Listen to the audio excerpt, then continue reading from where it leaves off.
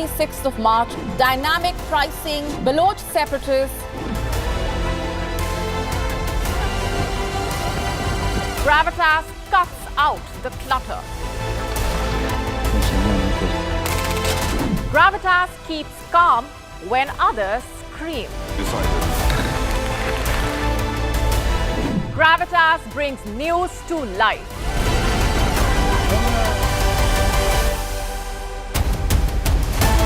Weekdays, 9 p.m. IST, 3:30 p.m. GMT. Gravitas. Seeing is believing. From the bustling trading floors of Wall Street to the vibrant exchanges of Asian stock markets, WION breaks it down for you to make sense of what's happening, as we reveal the key factors behind events, strategic battles, and the game-changing business decisions that shape the world. We bring you all of this and more on World Business Watch.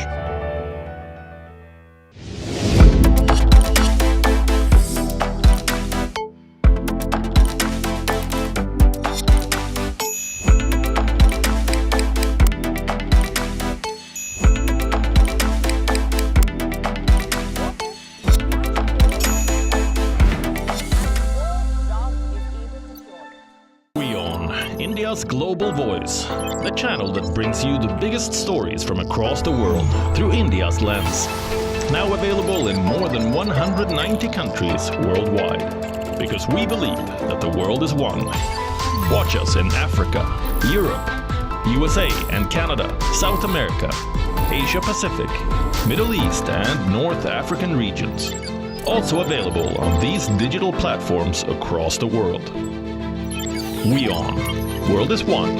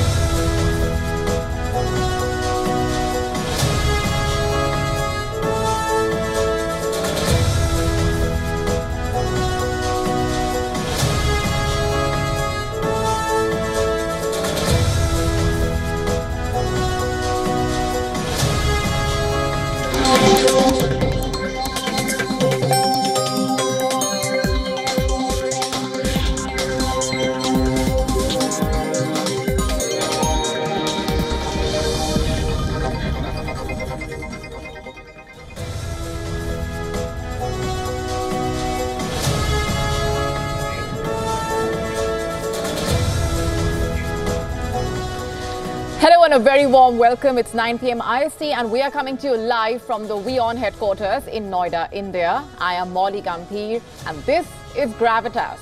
Let's get started.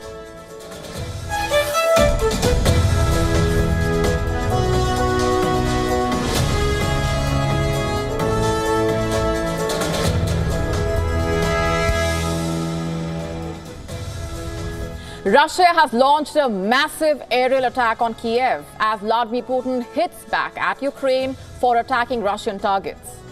What lies ahead? What is Russia's strategy looking like at this point? What about Ukraine's? And where do things go from here? That's our top story tonight as we join the dots to get you the bigger picture. And here's a look at what else is lined up for you on the show. Where do things stand on the ceasefire plan as far as the Israel-Hamas war is concerned? At what point will America's patience run out?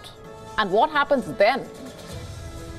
Has the New York Times been cheating us? Is the New York Times bestseller list politically biased?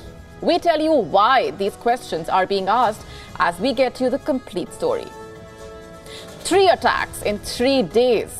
As terror strikes again in India's Jammu and Kashmir, we get to the latest from on the ground as the hunt for the Kashmir killers continues. All this and more coming up tonight.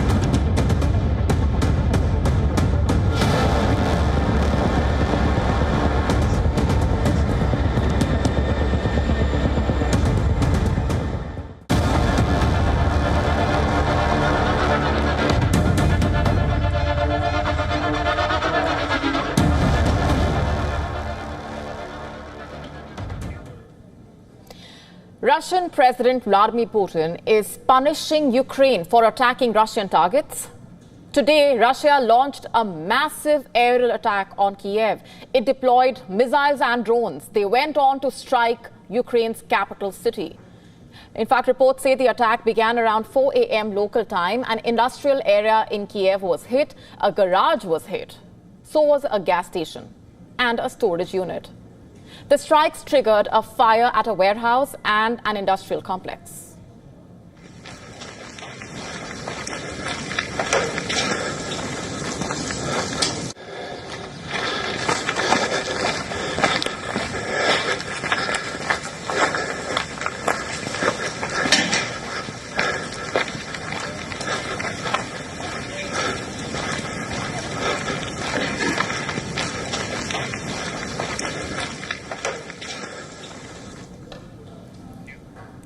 Air raid alerts were sounded across Ukraine. They lasted several hours. This comes days after Ukraine destroyed a Russian Sukhoi Su-57 and claimed to also destroy 2 radars of Russian S-300 and S-400 systems in Crimea. So what you have here is Putin avenging the targeting of Russian logistics. It wasn't just the capital city, by the way, that came under attack this morning. A total of 6 areas were struck. Kyiv, Dnipropetrovsk, Zaporizhia, Poltava, Kharkiv, and Vinnytsia. What was Ukraine's response, you ask? Ukraine's Air Force wrote on Telegram that Kyiv was attacked with 1 Kinzhal Kh-47M2 air-launched ballistic missile, 4 Kh-101-555 cruise missiles, and 24 Shahid-type drones. Russia also reportedly launched an Iskander-M ballistic missile. But could Ukraine intercept the incoming missiles and drones? Ukraine claims it shot down 5 out of 6 missiles and all of the 24 drones launched by Russia. As per the Ukrainian claims, 11 Shahid-type drones were shot down in the Dnipropetrovsk. But does Kyiv have air defense systems to counter a Russian aerial offensive is the question. Ironically enough, Ukraine has S-300s. They go back to the Soviet era. And then you have the US-supplied Patriot missile system. Ukraine already has one of them. The US has agreed to supply a second Patriot missile system. That said, given the Ukrainian President Volodymyr Zelensky's constant demand for more air defense systems, one can tell that Ukraine does not have enough to secure its airspace. Now, earlier today, some of the areas that were attacked were dangerously close to Ukraine's border with Poland, and as a result, Polish and allied aircraft were activated. Poland started scrambling its F-16 jets as a precaution. Poland said that it was taking, quote-unquote, all necessary procedures to ensure the safety of the Polish airspace.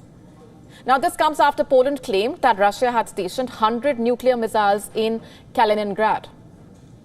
This is where Kaliningrad region is. It borders Poland and Lithuania.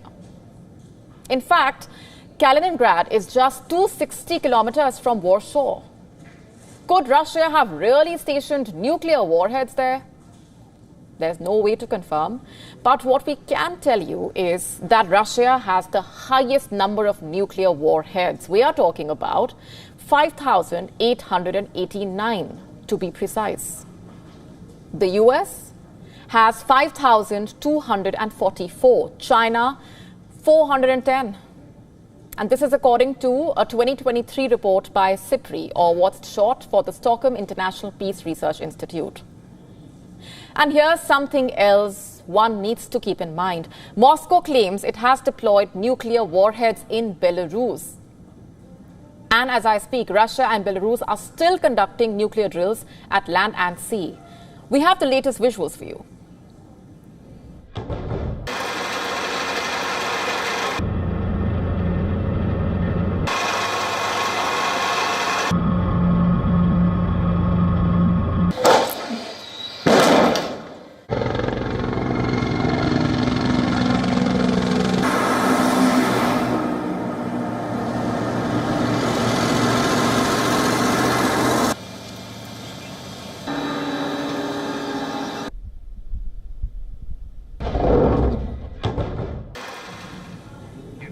Now, coming back to Poland's claims of nuclear weapon deployment in Kaliningrad, what is it supposed to mean really? Here's what the Polish Foreign Minister Radoslaw Sikorski said. This means that an attack on the EU is quite likely.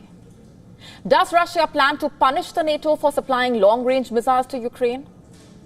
Look at what Moscow is saying. It says that soldiers and sailors from its Leningrad military district are taking part in the nuclear drill. Why is the mention of Leningrad important? To answer that, we must once again go back to the map of Russia. Look at where Leningrad is. It borders the NATO states, namely Finland and Estonia. Now, with that out of the way, let me read out for you what Russia's defense ministry has said. The personnel of the Leningrad military district missile unit are practicing combat training tasks. The crews of Navy ships involved in the training will equip sea-based cruise missiles with special mock warheads and enter designated patrol areas, quote unquote. Back to the question, is Putin preparing to punish the NATO? Is he building something big? Is he up to something big? Russian warships and the nuclear submarine conducted missile drills on their way to Cuba. As per the Russian Defense Ministry, the submarine Kazan and the warship Admiral Gorshkov fired high-precision missiles at mock enemy targets. The missiles were fired from a distance of over 600 kilometers. The Russian warship and the nuclear submarine are currently in Havana. Do you know what's less than 600 kilometers from Havana? Miami and a host of other American cities. What do you think the Russian war machines are doing in Cuba? Are Russian oil machines being oiled in preparation for a bigger war? At the front line, Russian forces have deployed a cutting-edge war machine, the Malva 152 mm truck-mounted self-propelled howitzer. The machine is highly automated, which reduced the crew's workload and also increases the rate of fire. The howitzer is equipped with advanced fire control system and has an integrated national system which allows for precise firing and improved accuracy. This war machine has been designed to provide mobile artillery support. Is it meant to support Russia in an extended war is the question. And just how far will Putin go in punishing Ukraine and its allies for attacking Russian targets?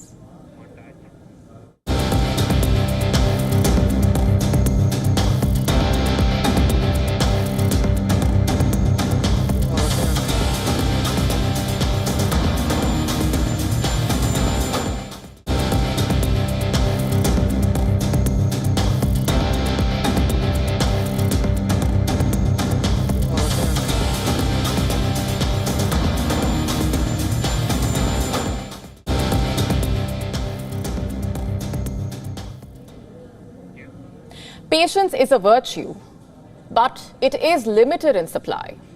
It will eventually run out at some point. Has that point arrived for the US as far as Israel is concerned?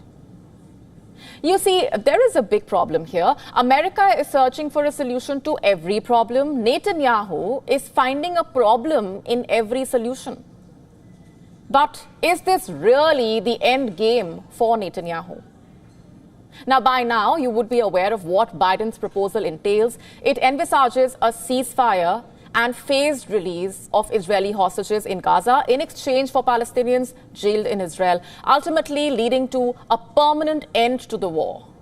Basically, this would be a three-phase plan starting with an initial 6-week ceasefire with an Israeli military withdrawal from populated areas of Gaza and the release of some hostages, while a permanent end to the hostilities is negotiated through mediators. The United Nations Security Council on Monday adopted the US drafted resolution supporting a ceasefire plan in Gaza.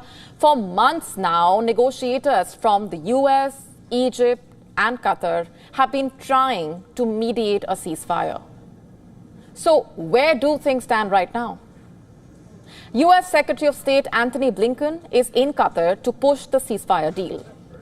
Hamas had said that it gave the mediators its reply to the US-backed proposal for a ceasefire in Gaza, seeking some amendments on the deal.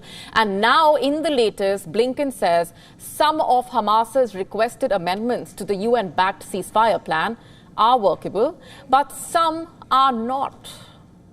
He added there was no guarantee that the gaps between Hamas and Israel are bridgeable at this point. Blinken declined to say what specific changes Hamas was seeking, adding that there was no guarantee that the gaps are bridgeable. That's a significant point. Now, at this point, that's what things are looking like. Meanwhile, the UN Human Rights Office earlier said it is profoundly shocked at the impact on the civilians of the Israeli operation in central Gaza that rescued 4 hostages held by Hamas.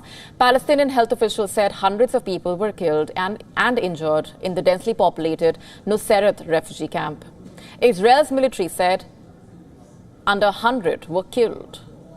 According to a new report by a UN independent human rights body, Palestinian armed groups and Israeli authorities have both committed war crimes and crimes against humanity during the attack on the 7th of October and the subsequent military operations.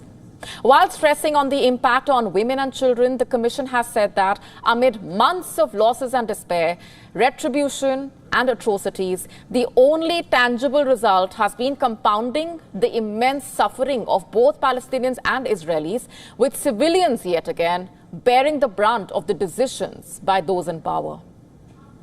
By the way, the United Nations Security Council on Monday adopted the US drafted resolution supporting a ceasefire plan in Gaza. So what next is the question. There was a sense of optimism in what Blinken said early this evening, though he said that he cannot tell right now if the mediators will succeed, but that he believes it is doable. He also insisted that Washington and the mediators will press ahead to bridge the gaps between the Palestinian militant group and Israel. All said and done, at the end of the day, a halt to the 8-month war remains elusive. So the question is, how long will America's patience run? At what point will it snap?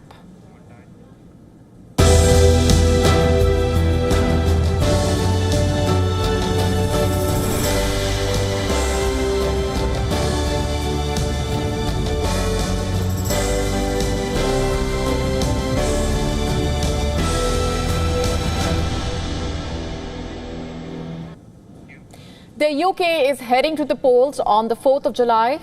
It is as much a contest of Conservatives versus Labour as it is Hindu and Muslim issues. With less than a month to go, the UK elections are becoming a rather sectarian one. For the first time, British Hindus have released a manifesto. They have laid out their set of demands from the future government. The manifesto has been jointly drafted by 13 major British Hindu organizations. The Hindus are calling for an increase in the number of language schools teaching Indic languages. They're also demanding that Hindu chaplains be appointed in all prisons, hospitals and schools. Also, prayer rooms in these places have Hindu prayer books and deities. These groups want the future government of the UK to streamline the visa process for Hindu priests and dependents of the UK-based Hindus. The demand also includes a memorial for Hindu soldiers who served in the British forces. Also, more crematoriums across the UK. The manifesto calls for candidates to, quote-unquote, understand the dharmic way of life. The 32-page document lays out 7 broad demands. 1, recognizing anti-Hindu hate as a religious hate crime, also proscribing organizations and individuals engaged in it. Number 2, protecting places of Hindu worship. Number 3, access to fairer education. Number 4, equal representation and opportunities for Hindus. Number 5, streamlining immigration. Number 6, healthcare and social service. And number 7, acknowledging and protecting dharmic values. Hindu groups want candidates to publicly endorse this manifesto. The Hindus' votes will go to those who endorse and support the demands outlined in the document. Now, there are over 1 million Hindus in the UK. That is quite a sizable vote bank. which explains why at least 4 conservatives have already endorsed the Hindu manifesto. That's right. And what about the Labour Party? Look at what The Independent reported 5 days ago. I'm quoting, Keir Starmer finally declares his hand in manifesto with plan to recognize a Palestine state. He is the leader of the Labour Party, by the way. What the British media is reporting here is that the Labour manifesto will not only have a mention of Palestine, but also a plan to officially recognize a Palestinian state. Sure, it is routine for parties to lay out their foreign policy plan in the manifesto, but the plans mostly concern the neighbourhood or issues close to home. In the UK, that would be Brexit, relations with the EU or the NATO for that matter. But why Palestine? It is thousands of miles away from home. Back to the question, what explains the reported mention of Palestine? It is a one-word answer, and that's sectarianism. It has been swiftly returning to British politics. Let me tell you what happened in the month of May. There were local elections in the UK. A Green Party candidate named Mohsin Ali won the Gipton and Harehill seat in Leeds. When he was declared the winner, this is what happened. Palestine will be free! 3 years ago, 3 years ago, we started this campaign. I started alone, and Allah sent His angels to come and assist me. So, for the community of Hales and Gibson, who are fed up of being let down by the Labour Council. Ali threw his fist in the air and cried, "We will raise the voice of Gaza. We will raise the voice of Palestine." Rotten! It's council! It's moment. Let him have it. Look at the language you're using. Back off! Don't do that. It's a win for the people of Hales and Gibson. It's a win for the people of Gaza who have been...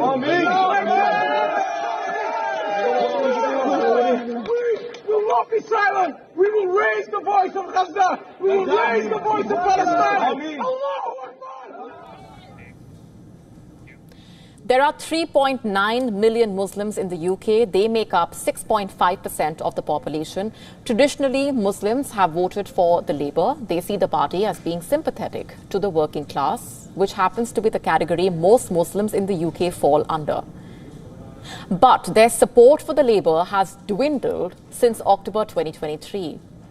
Ever since the war in Gaza broke out, thousands across the UK have been taking part in pro-Palestine marches. Are their political leaders also backing their cause? Ceasefire now! Ceasefire now!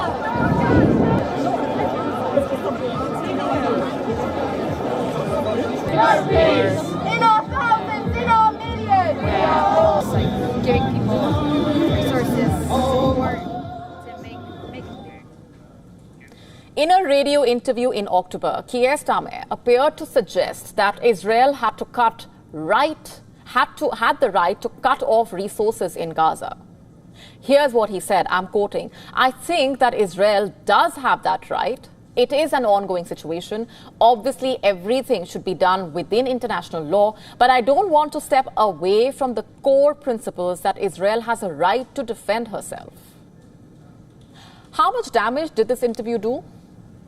A survey conducted early this year found that only 60% of British Muslims who backed the Labour in 2019 are willing to vote for the party in July. In May, Labour lost quite a lot of Muslim votes. Labour did not help its cause by replacing the pro-Palestinian candidate Faisal Shahid of Chingford and Woodford Green with a member of the Jewish Labour movement. Is Keir Starmer trying to undo the damage is the question. Also, does Starmer's support of Palestine in any way signal his unwillingness to support Hindu issues? I don't think so. The story of Hindu versus Muslim in the UK elections is different. In the UK, it is a story of immigrants demanding that politicians pay heed to non-white issues. Both the Hindus and the Muslims want candidates to support their community, highlight their contribution to the British society, and above all, support their issues.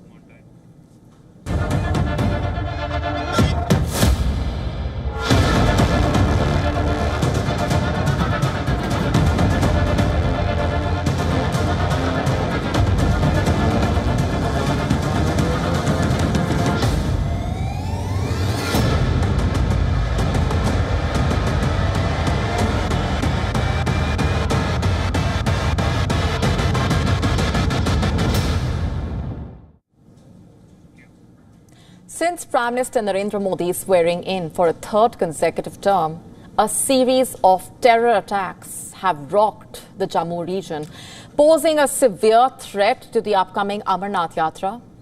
Despite the relentless efforts of the security forces, the attacks have persisted, prompting heightened concern about public safety and security in the region. Our next report taking a closer look.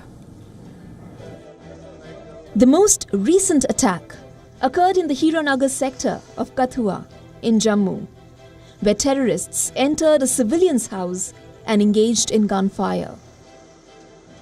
Tragically, a CRPF personnel lost his life during the ensuing operation against the terrorists.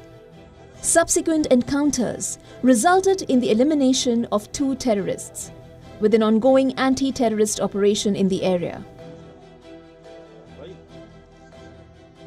The initial attack took place in the Rayasi area of Jammu during Prime Minister Modi's oath-taking ceremony in Delhi.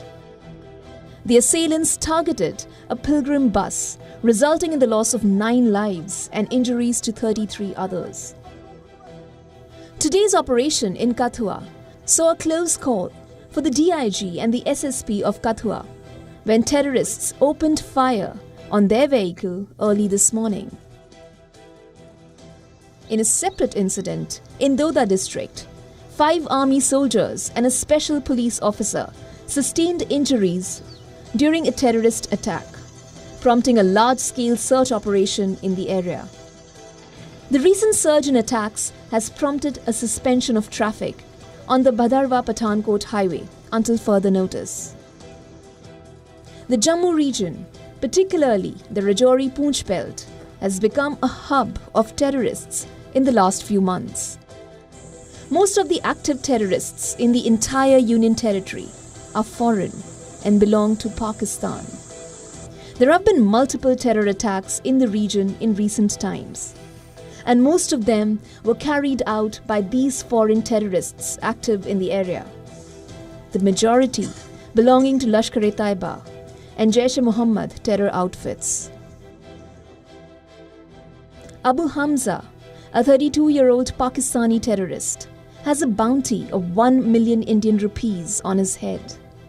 He has been active in the Rajouri-Poonch belt for the last 2 years. Abu Hamza has been responsible for multiple attacks in the region in recent times. The Jammu and Kashmir police has said that it was Abu Hamza who was responsible for the attack on the convoy of Indian Air Forces on May 4th. He was the main attacker in the killing of a government employee by the name of Muhammad Razak on April 22nd in Rajouri. Security forces have intensified efforts to address these attacks, forming investigative teams and detaining individuals for questioning. The incidents have raised significant concerns about security, particularly with religious events such as the Amarnath Yatra and Mela Kheer Bhavani on the horizon. In response to the escalating security challenges, the Jammu and Kashmir police conducted a high-level security review meeting to ensure the safety of upcoming religious events, emphasizing enhanced security. Arrangements for the Amarnath Yatra are scheduled to commence on June 29th. Authorities are committed to bolstering security measures to safeguard public safety and uphold peace in Jammu and Kashmir. Bureau Report, WION World is One.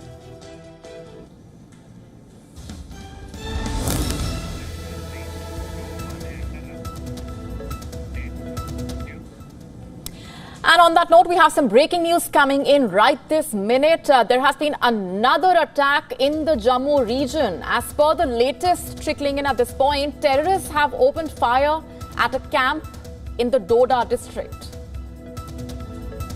What we are being told at this point is that at least 1 Jawan has been injured. Yet another terror attack taking place in the Jammu region. Let's quickly go across to our correspondent Idris Lone, who's with us on the broadcast for more on that over the phone line. Idris, what more can you share with us at this point? What are the authorities saying? What's the latest? Well, Molly, encounter has started between the militants and security forces in Doda area, where one soldier from the Jammu and Kashmir police has been injured. It was basically an attack on the convoy of soldiers which was standing at Tantra area of Doda district. And after that, militants tried to fled from this spot. But security forces already on alert since yesterday across Doda district. And that's one of the reasons they were able to hold both the militants. We are getting from our sources that there are 2 militants responsible in this attack. And now a gunfight is going on from both the sides. Let me tell you that there was an attack last night also in the same district, although quite far from where this incident has happened. But 6 soldiers, 5 from the Indian Army and 1 from Jammu and Kashmir police were injured yesterday in that attack. And after that, the whole security network in Doda was on alert. Since last 4 days, we've seen 4 attacks now taking place across Jammu region. It started on Sunday when there was an attack on a pilgrim's bus, which was coming from Shiv Khori temple and going to Katra. On way, they were attacked by militants, in which 9 people were killed and 33 were injured. And after that, we've seen a series of attacks taking place. One was in Kutwa earlier today morning, where 2 Pakistani militants belonging to Jaish-e-Mohammed were killed by security forces, and they believe they had infiltrated recently. We've also seen in the past, especially in the recent times, that from Kashmir region, now the militant groups have started operating from the Jammu's various districts, especially Poonch, Rajouri and Kotwa, which has become a base for these militants. Because of the dense forest, it becomes easier for them to carry out these attacks first and then go into hiding into these forests. We've also been told by Jammu and Kashmir police that there are around 60 to 70 foreign militants present in Jammu and Kashmir right now, and most of them are in the Rajouri-Poonch belt, and that's one of the biggest concerns for security forces, as the Amarnath Yatra also commences on June 29th, and many high-level security meetings have already been held with regard to that as well, to secure secure the national highway as well. Idris Loan getting us up to speed with the very latest coming in. Thanks very much. We're leaving it there as we continue to monitor the latest coming in. Of course, we're coming back to you for updates. Another attack, 4 attacks in 4 days taking place in that region.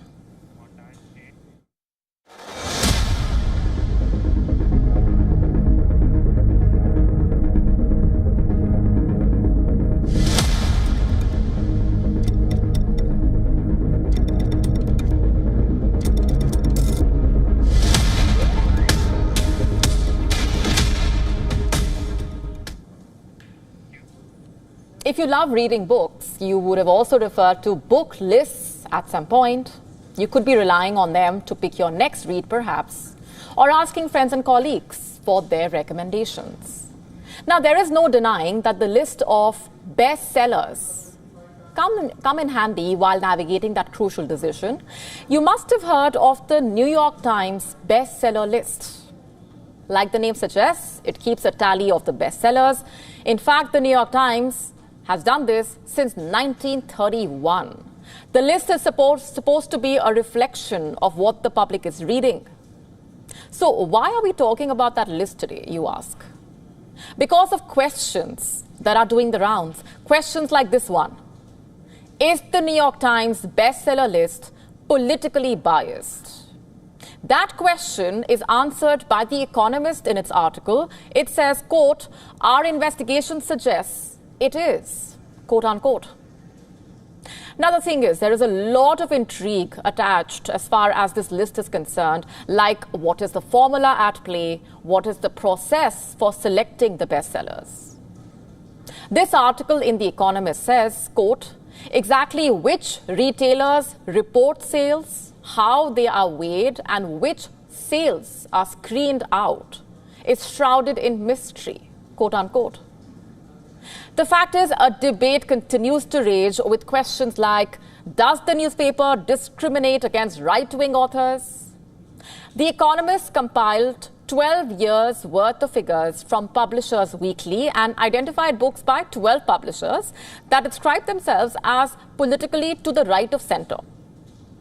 It found that work by conservative publishers was 7% less likely to make it onto the weekly bestseller lists than books by other publishers with similar sales figures. Also, books written by right-leaning authors that did become New York Times bestsellers ranked 2.3 notches lower on the non-fiction list on average than those published by other presses with similar sales. So is this the first time something like this has come up? Well, there have been claims of bias, and for years, the New York Times has fended off the claims. Let me, in fact, point you to what Elon Musk had said. In March, Musk called the list pure propaganda. So what does bestseller status even mean for the author, by the way? How does it help? Well, it is quite important. Just to put it simply, it helps an author sell more books. Also, it is useful when it comes to negotiating better contracts for book deals, so on and so forth. So what has the New York Times said at this point? The Economist article says, and I'm quoting, "The New York Times did not dispute or confirm our analysis on the record, but says that the political views of authors or their publishers have absolutely no bearing on our rankings and are not a factor in how books are ranked on the lists," quote unquote. They add that, I'm quoting further, "There are a number of organizations with bestseller lists, each with different methodologies, so it is normal to see different rankings on each," quote unquote. So the question is, has the New York Times been cheating us? The bestseller list, by the way, is a critical element of the brand. If there are doubts about whether they are fooling their readers and the world over the bestseller list and questions being raised over them, can they be trusted with reporting news? Have they turned news into opinion or news into campaign, for that matter? I'll end with what The Economist has said in its article: "A more transparent list would be more useful," quote unquote. Transparency, after all, can go a long way.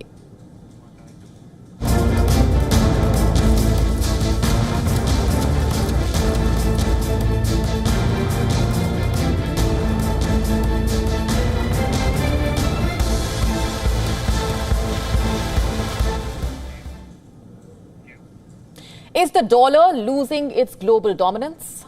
Why are we asking that question? International Monetary Fund's data reveals that the US dollar's dominance as the world's primary reserve currency is slowly eroding. While it remains the most widely held reserve currency, the share has been declining for the past 2 decades.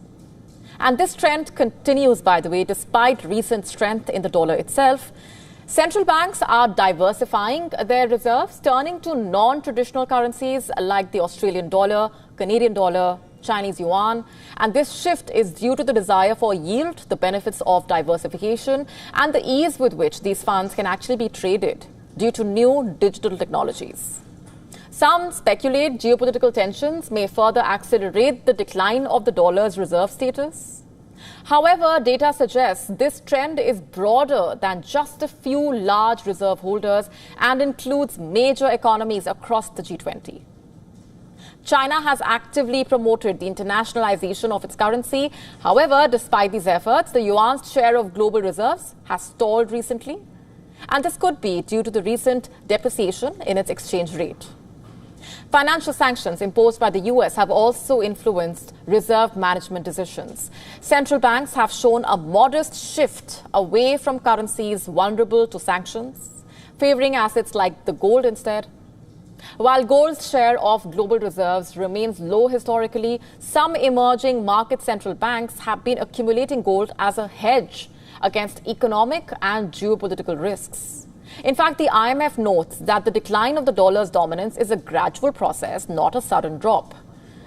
While the dollar remains the most important reserve currency, central banks are increasingly looking to diversify their holdings.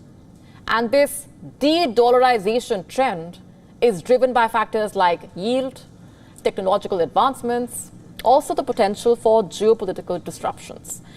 It is important to note here that the large reserve holders like Russia, also Switzerland, are not the only ones driving this shift. Diversification is happening across major economies, with at least 46 G20 countries actively increasing their holdings of non-traditional reserve currencies.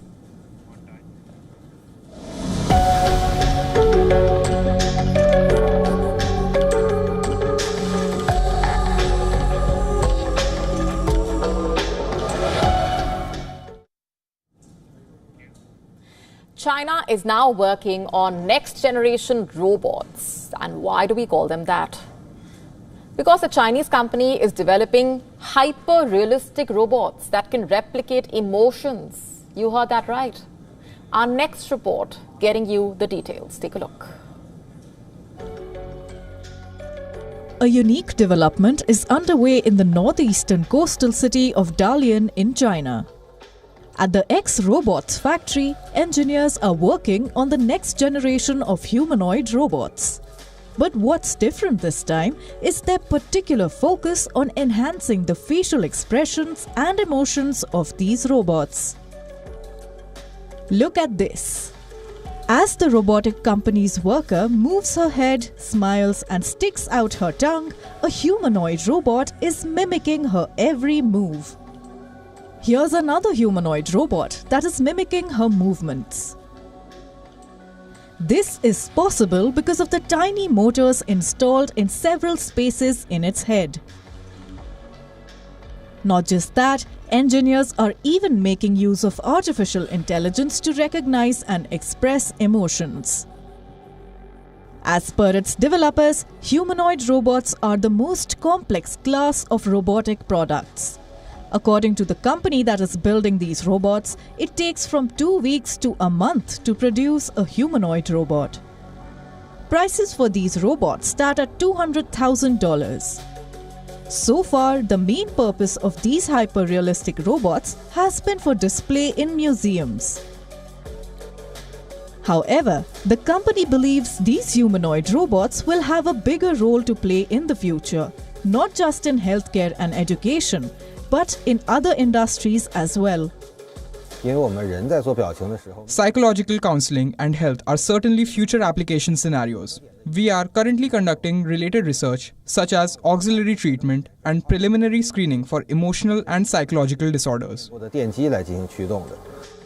While many believe that humanoid robots are the future of human-machine collaboration, there are fears that robots might take over people's jobs. But there is something even more worrying: their ability to misbehave. Imagine if these lifelike robots are designed with advanced physical capabilities.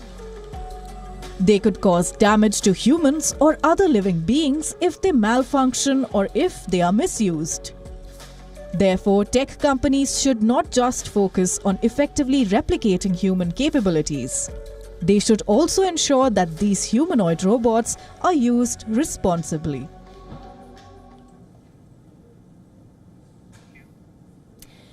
They say cricket has become a batter's game. This season's IPL saw unprecedented totals being scored in India, but that is certainly not the case at the ongoing T20 World Cup in the US and the West Indies. It is the bowlers who have been dominating, and while the pitches have a lot to do with that, the changing dynamics of the sport itself making for fascinating viewing and a much more even contest between the bat and the ball. Just a month ago, in fact, we were seeing scores of over 250 on a regular basis at the IPL, the kind of scores that were unheard of in T20 cricket. The IPL essentially became a batter's paradise. So much so that cricket fans were feeling bad for bowlers. They were being smashed to all parts of the ground. It made for great entertainment, but definitely did not thrill the cricket purists. After all, it is a contest between the bat and the ball, and not just between the batters of the two teams. Now, fast forward a few weeks, and the tables have turned completely. Only one team, Australia, crossed the 200-run mark at the T20 World Cup. That was the average score at the 2024 IPL, by the way. Fans are not talking about the performances of Virat Kohli, Rohit Sharma or Joss Butler for that matter, but instead it is the likes of Jasprit Bumrah, Adam Zampa who have stole the show. Now, why exactly is that the case? One of the main reasons being the pitch in New York, where several matches have taken place. The drop in pitches have proven to be very unpredictable and offered uneven bounce, which even established international batters have found extremely difficult to read. Now, this was not the intention of the ICC, and in fact, the governing body had to issue a clarification on the pitches. But it has still posed a different challenge to the teams. I'm sure it has been challenging for the curators or for ICC to create something here in the past 6-7 months or whatever time they've taken. So it was never going to be easy. But it's exciting to be at a place like US, we can see there's a lot of excitement. We're meeting a lot of people who are really excited because the cricket has come to US or New York for the first time. So it's good to be here. And we are looking to play good cricket and give our best basically. Teams have had to go back to the drawing board in terms of their game plans. And in a way, it has made the contest more intriguing. I mean, the pitch has been difficult for batting. That's what we're seeing most of the games, like every game that we played here, and we also played, wicket was not that easy for batters. So that brings both teams equally into the game. But just because the pitches have been favourable to the bowlers does not mean they should not be given credit. The likes of Bumrah, South Africa's Keshav Maharaj have produced the goods in crunch situations to win matches for their respective teams. The fact is, cricket is not just about fours and sixes. Bowlers are often ignored in the modern game. But at this year's T20 World Cup, they have shown their worth and proven that they are just as important after all as the batters, if not more.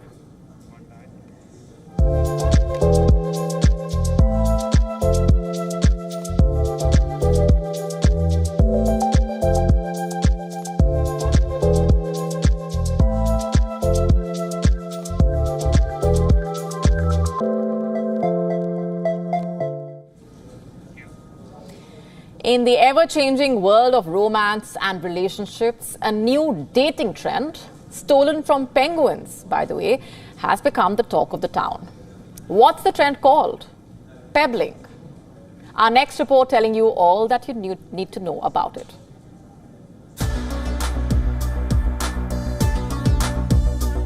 What do you think is pebbling?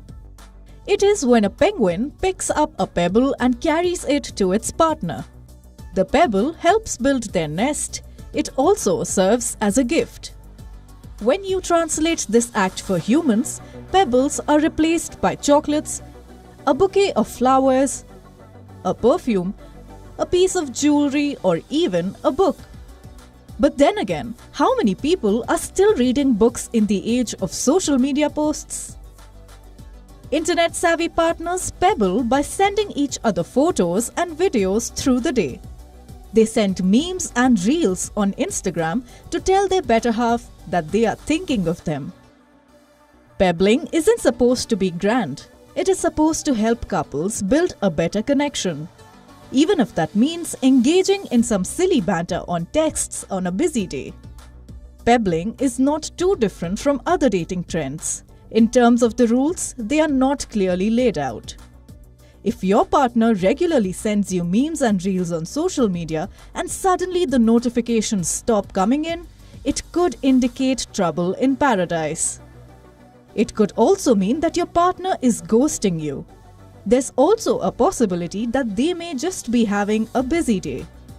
How do you decode pebbling? There is no answer. But to start with, you may want to build the foundation of your relationship on more than just pebbles and photos. Bureau Report, WION World is One. And on that note, it's a wrap on this edition of Gravitas Tonight. This is me, Molly Gambhir, signing off. Thanks very much for watching.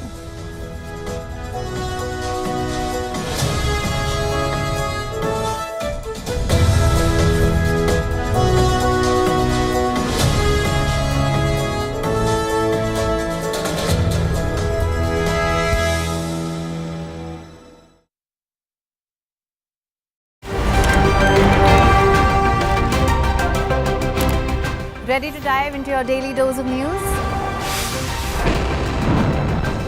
Bringing you what's trending in the West and all that's setting trends in the East.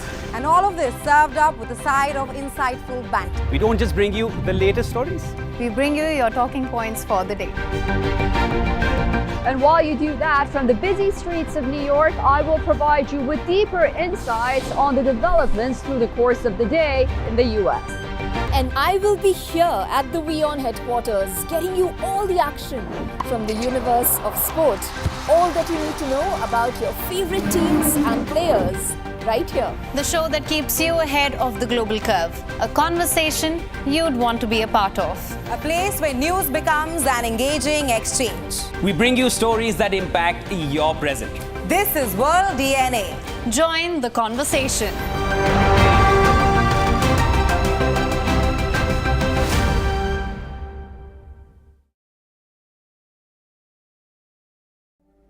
Namaste. Hello, friends. We did Dr. Subhash Chandra show, popularly known as DSC show, for 4 years, from August 2014 to August 2018. 28 states of Bharat. Of course, we reached out to all of you in 190 countries across the world. The show was very successful. Each episode was being watched by almost 25 million people every week. For past 6 years, the demand of the show has never died down. People write to us, people ask for the show to start again. Hence, we are beginning the show once again on All Z Network, also on WION, which is the global network channel from India. Again, thank you for your love and affection. See you soon at Subhash Chandra Show.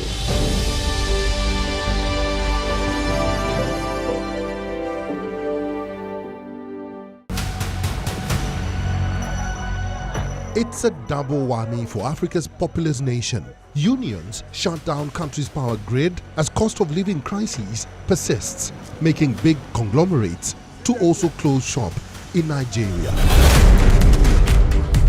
Respiratory diseases plague Kenya as more people burn wood to save money. And Somaliland's first girls basketball team secures right to play and now advocates for independence. Watch World of Africa at these times on WION. World is one.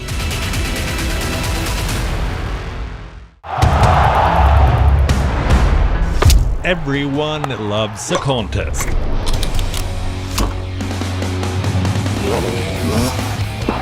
But sport isn't just about victory and defeat.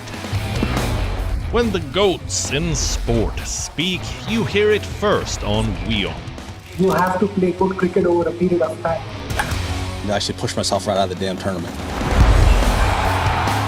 We go beyond the stats. Our stories are quoted the world over.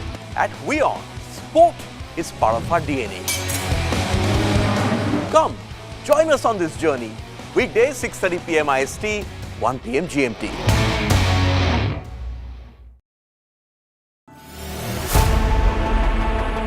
Know more, understand better, think ahead. Hello and a very warm welcome. You are watching Gravitas with me, Molly Gambhir.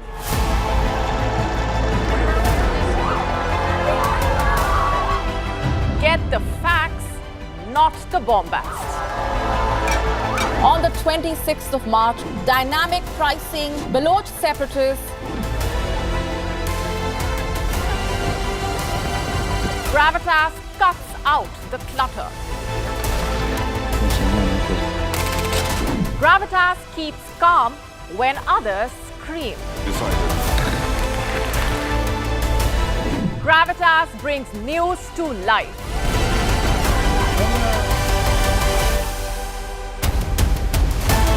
Weekdays 9 p.m. IST, 3:30 p.m. GMT.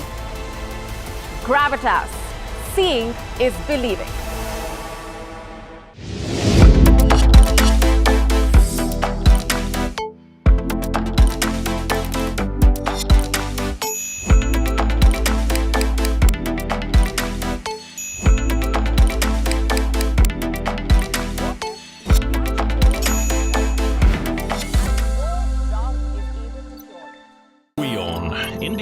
Global Voice, the channel that brings you the biggest stories from across the world through India's lens. Now available in more than 190 countries worldwide. Because we believe that the world is one. Watch us in Africa, Europe, USA and Canada, South America, Asia Pacific, Middle East and North African regions. Also available on these digital platforms across the world. WION, World is One. From the bustling trading floors of Wall Street to the vibrant exchanges of Asian stock markets, WION breaks it down for you to make sense of what's happening. As we reveal the key factors behind events, strategic battles, and the game-changing business decisions that shape the world. We bring you all of this and more on World Business Watch.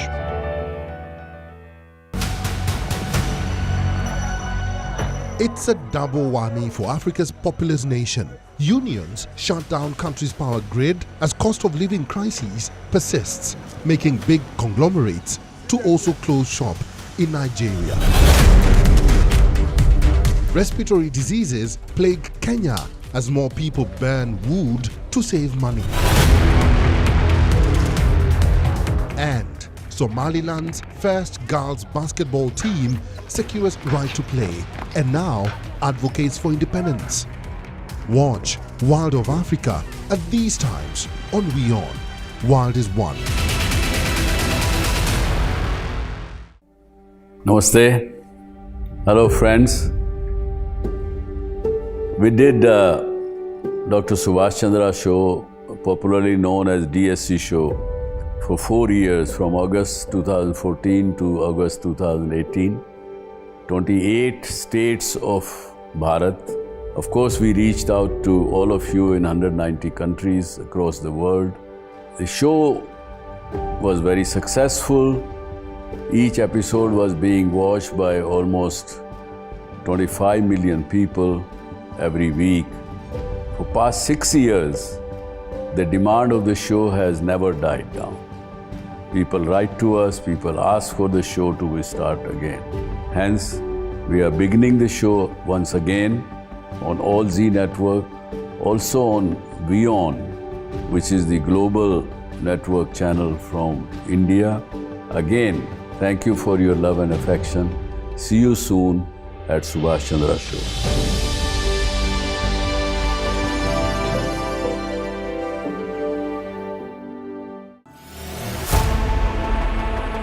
Know more, understand better, think ahead.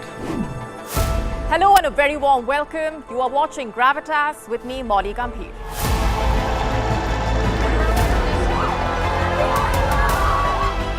Get the facts, not the bombast. On the 26th of March, dynamic pricing, Baloch separatists, Gravitas cuts out the clutter. Gravitas keeps calm when others scream. Gravitas brings news to life.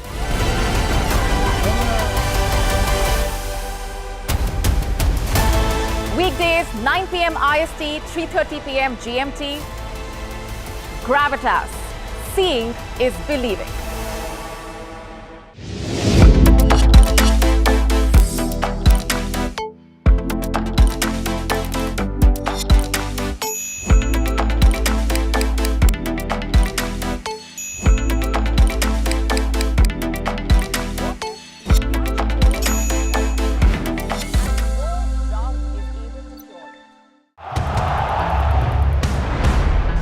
Everyone loves a contest.